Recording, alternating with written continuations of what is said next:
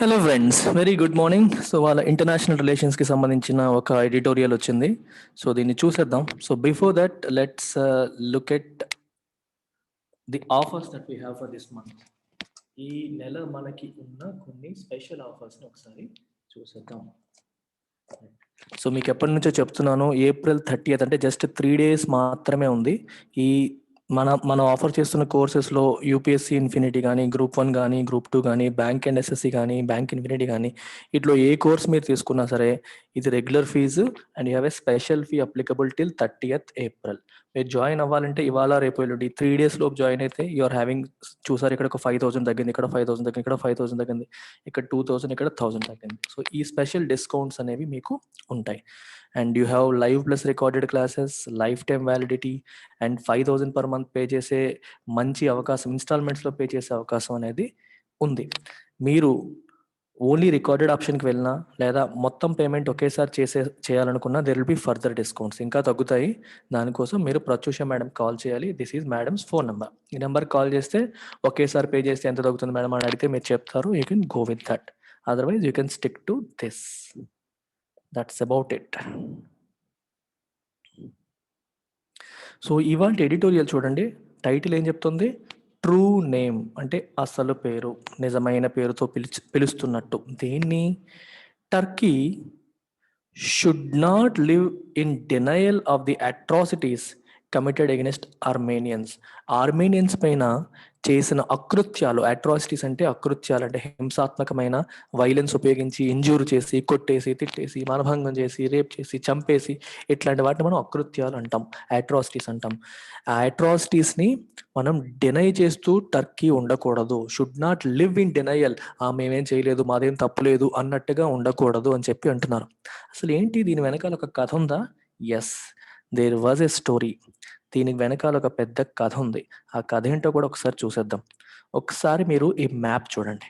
ఈ మ్యాప్ చూస్తే you will find this. So this is Turkey, right? ఒకప్పుడు దీన్ని ఓటోమన్ ఎంపైర్ అనేవారు.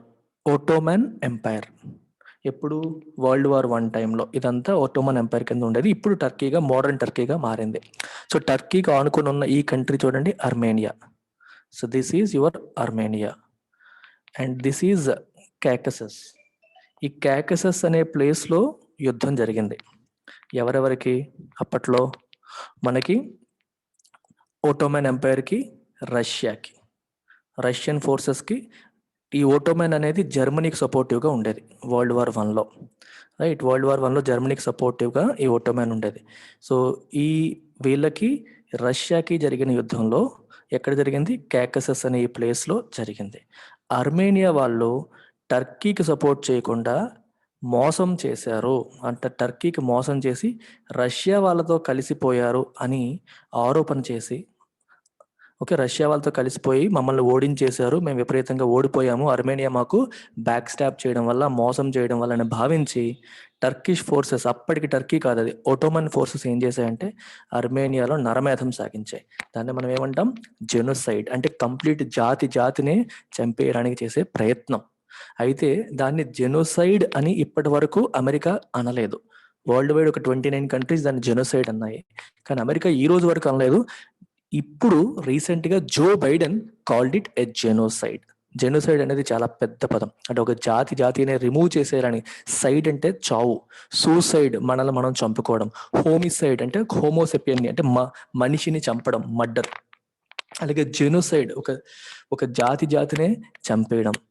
దాన్ని మనకు చూసే రోహింగ్యాస్ పైన జరిగింది, మయన్మార్లో రోహింగ్యాస్ పైన జరిగింది జెనోసైడ్. అంటే వాళ్ళందరినీ చంపడానికి ప్రయత్నం చేశారు మన మయన్మార్లో ఉన్న ఆర్మీ వాళ్ళు. సో అది జెనోసైడ్ అనమాట. అలాగే అర్మేనియన్స్ పైన జరిగింది కూడా జెనోసైడ్ అని చెప్పి ఈ రోజు అమెరికా మేము దాన్ని జెనోసైడ్ అంటున్నాము అని చెప్పి అమెరికా అంటుంది. అది టర్కీని హర్ట్ చేసింది. అది జెనోసైడ్ కాదు, మేము వాళ్ళని చంపాలని ప్రయత్నం చేయలేదు అని చెప్పి టర్కీ డిఫెండ్ చేసుకుంటూ ఉంటుంది, రైట్? అయితే ఇక్కడ మీరు యూపీఎస్సీ ఆస్పిరెంట్స్ ఎస్పెషల్లీ ఇవి న్యూస్లో ఉన్న ఐటమ్స్ కాబట్టి మీకు ఎగ్జామ్స్లో ఎలా వస్తుందంటే this Caucasus is between which seas. చూడండి ఇక్కడ క్యాస్పియన్ సీ ఇటువైపు ఉంది, ఇటువైపు బ్లాక్ సీ ఉంది. బ్లాక్ సీకి కాస్పియన్ సీకి మధ్యలో ఈ కాకసస్ అనేది ఉంది. ఈ ప్లేస్లో యుద్ధం జరిగింది. ఇది గుర్తుపెట్టుకోవాలి. ఓకే, ఇట్స్ అ బ్యూటిఫుల్ ఒక ప్లేస్, మంచు కొండలతో నిండిన మంచి ప్లేస్, బ్యూటిఫుల్గా ఉంటుంది. అలాగే అర్మేనియా, అప్పుడు ఏం జరిగిందంటే అర్మేనియా పైన వీళ్ళు యుద్ధం చేసినప్పుడు, అర్మేనియా వాళ్ళని చంపినప్పుడు చాలా మందిని అర్మేనియన్స్ చాలా మంది ఎక్కడికి వెళ్ళిపోయారు, ఇరాక్కి, సిరియాకి. ఇరాక్ అండ్ సిరియా ఇవి కూడా చూడండి పక్క పక్కనే ఉన్న కంట్రీస్. అర్మేనియా నుంచి ఇరాక్ మరియు సిరియాకి వెళ్ళిపోయారు చాలా మంది, వేరే కంట్రీస్కి వెళ్ళిపోయారు కొంతమంది. సో ఉన్న వాళ్ళందరినీ కూడా కాన్సన్ట్రేషన్ క్యాంప్స్ అని చెప్పి అక్కడ నుంచి వేరే చోటికి మూవ్ చేస్తున్నప్పుడు దారిలో ఆకలితో చనిపోయారు చాలా మంది, వీళ్ళు చంపేయడం వల్ల చనిపోయారు కొంతమంది. రైట్. అయితే ఈ అర్మేనియా ఇవన్నీ మీకు న్యూస్లో వచ్చాయి కాబట్టి వీటికి సంబంధించిన క్యాపిటల్స్, వాటి రాజధానులు కూడా తెలుసుకుంటే మంచిది. ఒకసారి మీరు ఇక్కడ చూస్తే you can find the capitals. Armenia capital is Yerevan. Yerevan is the capital of Armenia. Turkey capital Ankara. Turkey capital Istanbul అనుకోకండి, మనకి సినిమాలో మహేష్ బాబు దూకుడు సినిమాలో మీకు ఇస్తాంబుల్ కనిపిస్తుంది. Istanbul is not the capital, Ankara is the capital of Turkey. So ఇది గుర్తుపెట్టుకోవాలి. Syria and Iraq రెండు నైబర్స్ దీనికి. చుట్టూ ఉన్న కంట్రీస్ కూడా కొన్నిసార్లు అడుగుతారు, జార్జియా, బాకు, అజర్బైజాన్. చూడండి అజర్బైజాన్ ఇక్కడ ఉంది, టర్కీ ఇక్కడ ఉంది, రెండింటి మధ్యలో అర్మేనియా ఉంది. సో అర్మేనియా కథ ఇది. అప్పుడు ఏం జరిగింది అనేది చూడండి ఒకసారి మీకు కావాలంటే. వాట్ హ్యాపెండ్, నేను ఆల్రెడీ చెప్పేశాను మీకు. వరల్డ్ వార్ I టైంలో Germany aligned Ottoman government accused the Armenians of treachery. Treachery అంటే మోసం చేశారు, మాతో పాటు ఉంటూ మాకు వెన్నుపోటు పొడిచారు అని చెప్పి వాళ్ళని అక్యూజ్ చేశారు. After suffering A heavy defeat at the hands of Russian forces. Russia చేతిలో ఓడిపోయిన తర్వాత వాళ్ళని అక్యూజ్ చేశారు. 24 ఏప్రిల్ 1915 ఈ 1915 ఈ రోజున ఒట్టోమన్ అథారిటీస్ ఏం చేసాయి, they arrested several 100 Armenian leaders and intellectuals. వీళ్ళందరినీ అరెస్ట్ చేసేశారు. An event seen by many as the beginning of the massacre. Massacre అంటే ఊచకోత, ఎంతో మందిని చంపేసే ఈ మజాకర్కి ఒక రకంగా అది బిగినింగ్ అని చెప్పి ఈ రోజు జరిగిన ఇన్సిడెంట్ని అంటున్నారు. 1.5 million Armenians were killed. 1.5 million అంటే ఎంతమంది, 15 లక్షల మంది అర్మేనియన్స్ were killed by soldiers and police or died of starvation and exhaustion in a long cruel marches to concentration camps. ఇంతమంది 15 లక్షల మంది సోల్జర్స్ మరియు పోలీస్ చేతిలో చనిపోయారు, లేదా ఆకలితో అలిసిపోయి చనిపోయారు. ఈ కాన్సన్ట్రేషన్ క్యాంప్స్ అని చెప్పి వీళ్ళందరూ ఒక చోటుకి మూవ్ చేస్తున్న దారిలో చనిపోయారు చాలా మంది. ఈ కాన్సన్ట్రేషన్ క్యాంప్స్ ఎక్కడ ఉన్నాయి, నార్థన్ సిరియా అండ్ ఇరాక్. ఇప్పటి నార్థన్ సిరియా అండ్ ఇరాక్ కి అప్పుడు మూవ్ చేయడానికి ప్రయత్నం చేశారు. ఆ ప్రయత్నంలో చాలా మంది చనిపోయడం జరిగింది. ఒక 5 లక్షల మంది అర్మేనియన్స్ సర్వైవ్ అయ్యారు. అండ్ వీళ్ళంతా కూడా రష్యాకి ఎమిగ్రేట్ అయిపోయారు, అమెరికాకి అండ్ విదేశాలకి ఎమిగ్రేట్ అయిపోయారు ఆ టైంలో. టర్కీ ఏమంటుంది, Turkey claims that 3 lakh Armenians died of disease and hunger. 3 లక్షల మంది చనిపోయారు, డిసీజ్ మరియు హంగర్ వల్ల చనిపోయారు. వాళ్ళని మూవ్ చేస్తున్నప్పుడు మేమేం చంపలేదు అని చెప్పి టర్కీ ఉంటుంది. సో ఇది ఇక్కడ ఉన్న issue.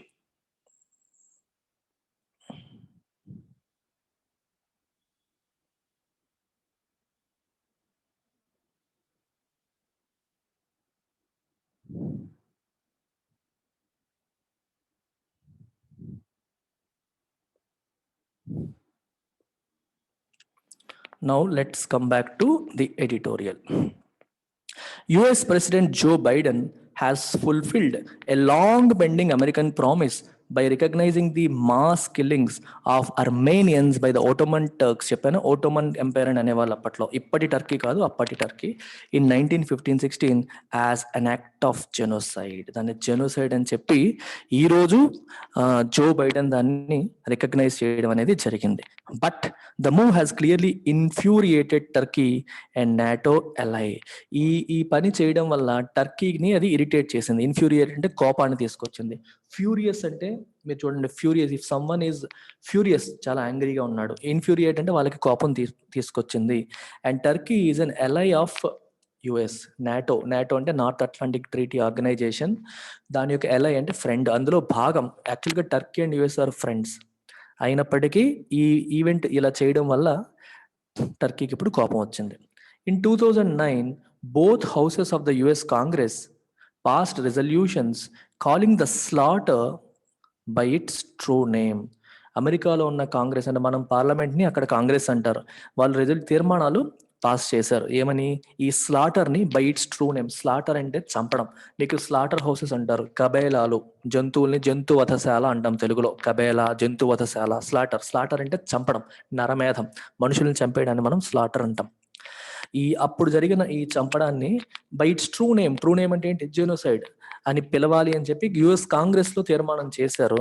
But former president Donald Trump, like his predecessors, stopped short of a formal recognition of the genocide, mainly because of Turkish opposition. US Congress తీర్మానం పాస్ చేసినప్పటికీ మన డొనాల్డ్ ట్రంప్ గారు మాత్రం దాన్ని అలా పిలవడానికి ఇష్టపడకుండా ఆగిపోయారు. ఏం చేశారు? స్టాప్డ్ షార్ట్ అంటే ఆ పని చేయకుండా ఆగిపోయారు. ఫార్మల్ గా దాన్ని జెనోసైడ్ అని రికగ్నైజ్ చేయకుండా ఆగిపోయారు. ఎందువల్ల? Mainly because of Turkish opposition. Turkey అనేది అమెరికా ఫ్రెండ్ కదా, వాళ్ళు అపోజ్ చేస్తున్నారని చెప్పి మళ్ళీ వాళ్ళు రిలేషన్స్ దెబ్బతింటైన కారణంతో అయి ఉండొచ్చు ఆయన అలా అనకుండా ఆగిపోయారు. ఫార్మర్ అంటే ఇంతకు ముందు ఉన్న, ఇప్పుడు జో బైడెన్ ప్రెసిడెంట్, ఇంతకు ముందున్న ప్రెసిడెంట్ డొనాల్డ్ ట్రంప్. ప్రీడిసెసర్ అంటే ఆయన కంటే ముందున్న వాళ్ళు. ప్రీడిసెసర్, పీపుల్ హూ ప్రిసీడెడ్ హిమ్. ఆయన కంటే ముందు ఎవరున్నారు? ఒబామా ఉన్నారు, ఇంకా జార్జ్ డబ్ల్యూ బుష్ ఉన్నారు, వీళ్ళందరూ అన్నమాట. సీనియర్ బుష్, ఈ జూనియర్ బుష్, సీనియర్ బుష్, వీళ్ళందరూ ఉన్నారు చూడండి. వీళ్ళు ఇంతకు ముందున్న ప్రెసిడెంట్స్ కూడా రికగ్నైజ్ చేయలేదు. ఏమని? అది జెనోసైడ్ అని రికగ్నైజ్ చేయకుండా ఆగిపోయారు. వాళ్ళలాగే ట్రంప్ కూడా ఆగిపోయారు. కానీ బైడెన్ మాత్రం రికగ్నైజ్ చేసేసారు. Now Ankara has challenged. Ankara అంటే టర్కీ రాజధాని. ఇప్పుడు ఎప్పుడైనా న్యూఢిల్లీ అని అన్నారంటే ఇండియాని రిప్రజెంట్ చేస్తున్నట్టు అర్థం. Ankara has challenged the scholarly and legal basis of the Biden's announcement and warned that it will open a deep wound. Ankara అంటే టర్కీ ఏమంటుంది? మీరు ఏ బేసిస్ మీద అంటున్నారు అని చెప్పి ఛాలెంజ్ చేసింది. మీరు ఏ లీగల్ బేసిస్ మీద అంటున్నారు, ఏ స్కాలర్లీ బేసిస్ పైన అంటున్నారు, వేటిని ఆధారంగా చేసుకుని అంటున్నారు అని చెప్పి ఛాలెంజ్ చేసింది. And warned it will open a deep wound. ఇది ఒక డీప్ వూండ్ ని ఓపెన్ చేస్తుంది. డీప్ వూండ్ అంటే మీకు మాకు మధ్యలో ఒక అగాధాన్ని అది పెంచేలా ఉంటుంది. గాయం, ఒక గాయాన్ని మీరు రెచ్చగొడుతున్నట్టుగా ఉంటుంది. ఇద్దరి మధ్య దూరం పెరిగే అవకాశం ఉంటుంది అనే సెన్స్ ఇక్కడ తీసుకొచ్చింది. అప్ టు 1.5 మిలియన్, మీకు ఇందాక చెప్పాను 1.5 మిలియన్ అని. 1.5 million Armenians were estimated to have been killed during the course of the First World War. First world war టైంలో 15 లక్షల మంది అర్మేనియన్స్ చంపబడ్డారు. Were estimated to have been killed అంటే చంపబడినట్టుగా మనకి అంచనాలు ఉన్నాయి by the Ottoman Turks. when the Ottoman Empire suffered a humiliating defeat in the Caucasus in 1915 at the hands of the Russians, the Turks blamed the Armenians living on the fringes of the crumbling empire for a setback. Okay, అర్థమైందా మీకు? ఇందాక మీకు చెప్పాను కథలో భాగంగా. Ottoman umpire అనేది humiliating అంటే అవమానకరమైన రీతిలో ఓడిపోబడింది. ఎవరి చేతిలో? At the hands of Russians చేతిలో ఓడిపోయింది. ఎప్పుడు? 1915లో. ఎక్కడ? The Caucasus.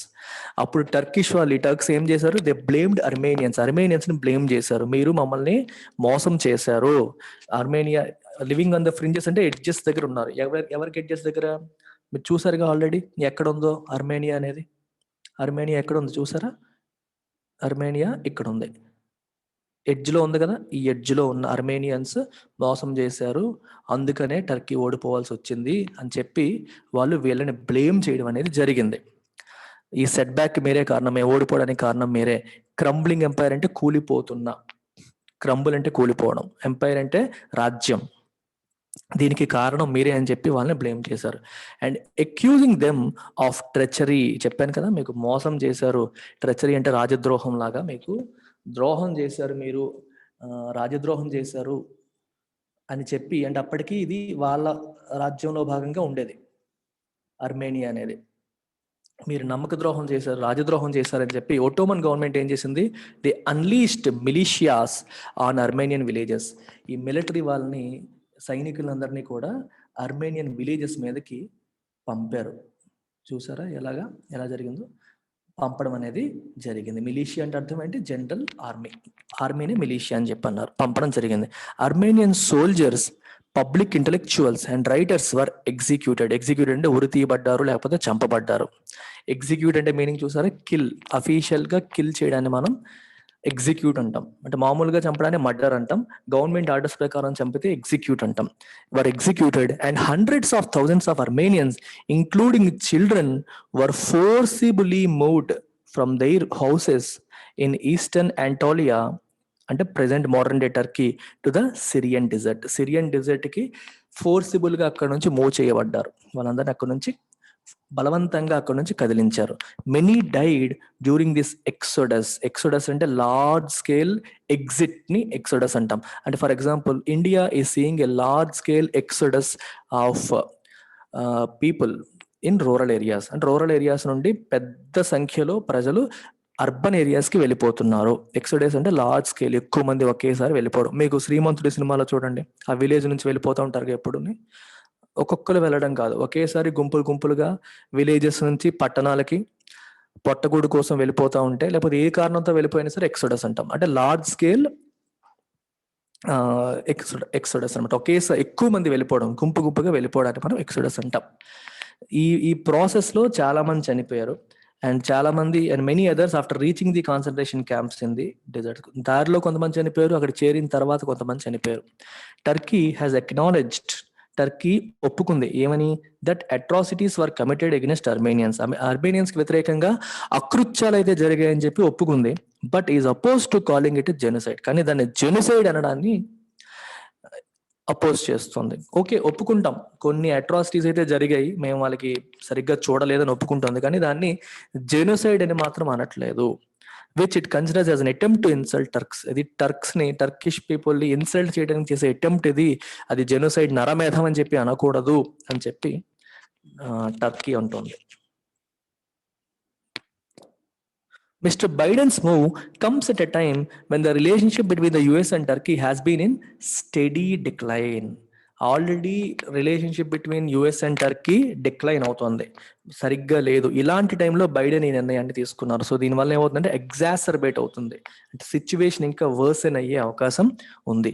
In 2016 Ankara accused the US based Turkish Islamic preacher Fethullah Gulen of being the mastermind of a failed coup. Coup అంటే కుట్ర, ప్రభుత్వాన్ని కోల్చడానికి కానీ లేకపోతే ఎవరినన్నా చంపడానికి కానీ చేసే కుట్రని కూప్ అంటారు. ఒక కుట్రదారుడు ఇతను కుట్ర చేయడానికి ప్రయత్నం చేసి ఫెయిల్ అయ్యాడు అని చెప్పి ఎవరిని, ఫెతుల్లా గైలన్ అనే వ్యక్తిని అంకారా అంటే టర్కీ అక్యూజ్ చేసింది, అంటే ఆరోపించింది. ఇస్లామిక్ ప్రీచర్ అంటే మత ప్రబోధకుడు, ఇస్లాం మత ప్రబోధకుడు అని అర్థం. యుఎస్ బేస్డ్ అంటే యుఎస్ లో ఉంటాడు ఆయన, అమెరికాకి చెందిన ఈ మత ప్రబోధకుడు టర్కీలో కొన్ని కుట్రలు చేస్తున్నాడు అని చెప్పి తన్ని అక్యూజ్ చేయడం అనేది జరిగింది. అండ్ ఆస్ the US government to extradite him. So అతన్ని మాకు అప్పగించండి. ఎక్స్ట్రడైట్ అంటే ఆ దేశం నుంచి తిరిగి మా దేశానికి అప్పగించండి. ఫర్ ఎగ్జాంపుల్ చూడండి, India is asking UK to extradite Nirav Modi and Vijay Mallya. Vijay మాల్యాని, నీరవ్ మోదీని మాకు అప్పగించండి అని చెప్పి ఇండియా అడుగుతుంది. ఎక్స్ట్రాడిషన్ అంటే అర్థం ఏంటంటే, ఇప్పుడు మీరు చూడండి, ఇది ఇండియా, ఇది యూకే. ఇండియాకి చెందిన ఒక వ్యక్తి యూకేకి వచ్చేసాడు. ఎవరు? For example Vijay Mallya. ఈ వ్యక్తి పైన ఇండియాలో కేసెస్ ఉన్నాయి, పోలీస్ కేసెస్ ఉన్నాయి, లేకపోతే లీగల్గా కోర్టులో కేసులు నడుస్తున్నాయి అనుకోండి. ఇప్పుడు ఇండియా అఫీషియల్గా యూఎస్ని రిక్వెస్ట్ చేస్తుంది, ఏమని? ఎక్స్ట్రాడిషన్ రిక్వెస్ట్ చేస్తుంది. అంటే అతన్ని మాకు అప్పగించండి, ఇతన్ని అప్పగించండి అని చెప్పి. ఇప్పుడు యూకే నిజంగానే ఇతను ఇండియాకి అప్పగించింది అనుకోండి, దిస్ ఈస్ కాల్డ్ ఎక్స్ట్రాడిషన్. అప్పగించినట్టు అంటే తన సొంత దేశానికి తిరిగి పంపించడం. ఒక దేశానికి చెందిన వ్యక్తి విదేశాల్లో ఉంటే తన్ని మళ్ళీ తన సొంత దేశానికి పంపించండి అని అడగడాన్ని ఏమంటాం? ఎక్స్ట్రాడిషన్ అంటాం. A demand Washington paid no attention to. దాన్ని అమెరికా ఎటువంటి అటెన్షన్ పే చేయలేదు, పట్టించుకోలేదు. Turkey's decision to buy S-400 missile defence systems from Russia. Russia దగ్గర S-400 మిసైల్ సిస్టమ్స్ కొనడం అనేది, టర్కీ తీసుకున్న నిర్ణయం అనేది despite strong opposition from the US. America దానికి ఫుల్ గా అపోజ్ చేసినప్పటికీ కూడా Turkey went ahead and bought these missile systems from Russia. ఇది చేయడం అనేది prompted American leaders to oust Turkey from the F-35 fighter jet training programme and impose sanctions on their ally. మీరు మాకు ఇష్టం లేకపోయినా మా శత్రువైన రష్యా దగ్గర మీరు అవి కొన్నారు అని చెప్పి అమెరికా ఏం చేసింది? F-35 fighter jet training programme నుంచి టర్కీని ఓస్ట్ చేసేసింది, పంపించేసింది. ఓకే, త్రో చేసేసింది, త్రూ దెమ్ అవుట్.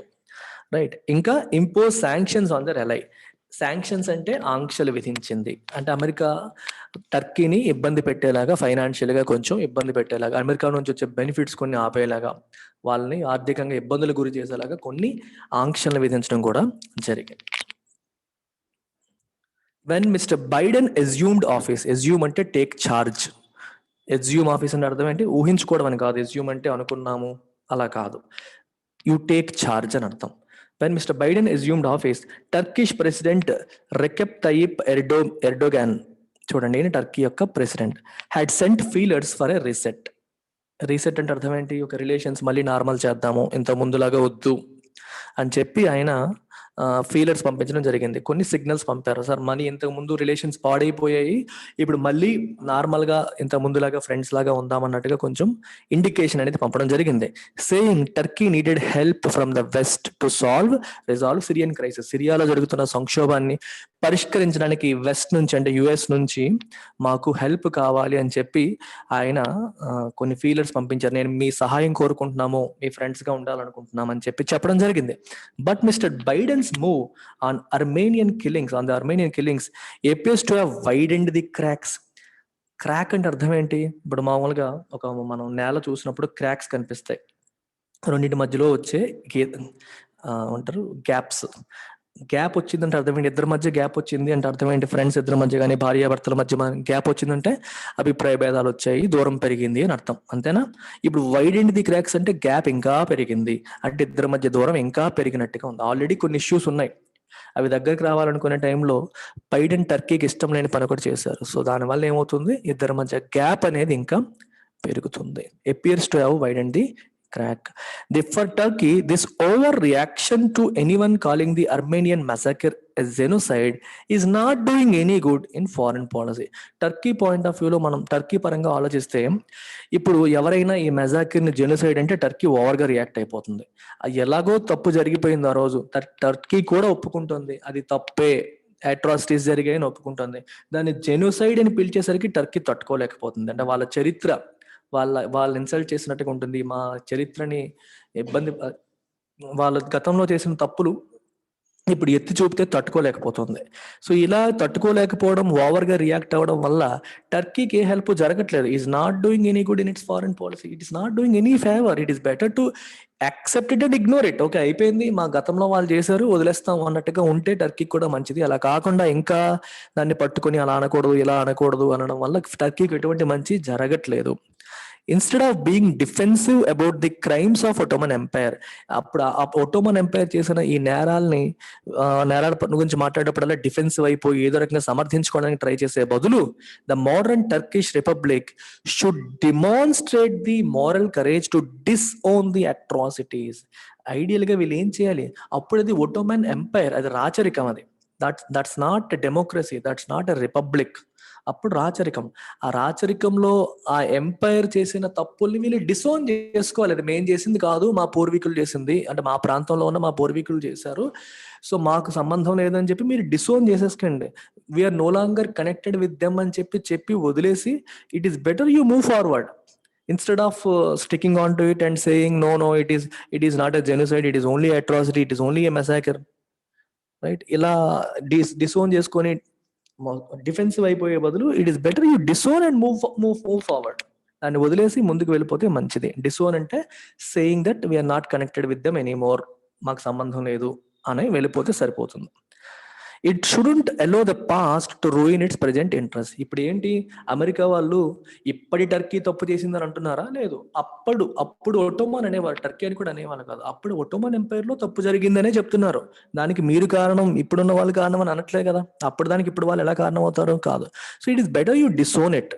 అందుకే it shouldn't allow the past, గతాన్ని, to ruin its present interest. ప్రస్తుతం వాళ్ళకున్న, ఇప్పుడు అమెరికా అవసరం టర్కీకి అవసరం, అమెరికా అవసరం టర్కీకి ఉంది, అందుకని మీరు సహాయం కావాలని అడుగుతోంది.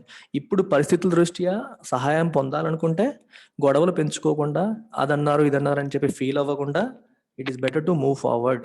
రూయిన్ అంటే నాశనం చేసేయడం, పాడు చేసేయడం. ఆ గతాన్ని, మీ గతం తాలూకా మెమరీస్ అనేవి ఈరోజు మీ వర్తమానాన్ని రూయిన్ చేయకుండా చూసుకుంటే మంచిది.